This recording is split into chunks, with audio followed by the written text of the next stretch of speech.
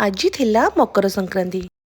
जय भोला बाबा। आज mini blog चलते स्टार्ट करवा। आज यूजुअल सकाल उठिक मो नित्यकर्म सारी देती मार्केट बाहरी आसती कहीं पूजा पाइंका बहुत सारा जिनस आनिबार थिला। से सब जिनस आनिकी घर झाड़ू पोछा सब काम सारी देकी मु पळे आसती गाधेकी। जेहेतु आज मकर संक्रांति से सब मकर चाउलर भोग प्रिपेरेशन करिया को पड़िबो। छोट बेलू मो जेजेमा बो खुड़ी जहाँ भी भोग प्रिपेरेशन करती मकर चाउल से सब मु देखिछि किंतु ताको आउ टिके सुंदर करबा को सेतिरे मु किछि बेदना और सेव ऐड करथिली और सेमानंग ठारू पाइथिबा शिक्षा को मु केमती यूटिलाइज न करी। प्रथमे घर पूजा सारिकी प्रसाद पाइकी मु पळे आसतिली मंदिर कहीं सकाळु मंदिर बहुत भिड़ थिला सेतिपेंगा मु लेट रे आसतिली। तो मंदिर दर्शन करि सारिकी नानी घर को डायरेक्ट पळे आसतिलु कहीं आज नानी घरे लंच थिला। तापरे आमे डायरेक्ट पळे जाइतलु हमर गां को माने मोर सासू घर गां को। एक्चुअली गां गोटे इमोशन आमे जिते स्तर रे रहले कहला गां रो शांति आ कोठी भी मिलिबो। एठी आपण मानको मु देखौतली कि हम पुराना घर आ एटा होची हम नुवा घर जोटा कि अल्प दिन प्रतिष्ठा हबो। जेहेतु आज एते सुंदर दिन थिला सेतिपेंगा आमे समस्त मिसिकी पळे आसतिलु गां को। आउ किछि दिन परे घर प्रतिष्ठा हे सारला परे मु आपण मानको पूरा घर व्लॉग रे देखैबी। और जो माने चा लवर थिबे से मानको संध्या हैला माने निहाती गोटे कप चा संध्या बेले दरकार पडुथिबो।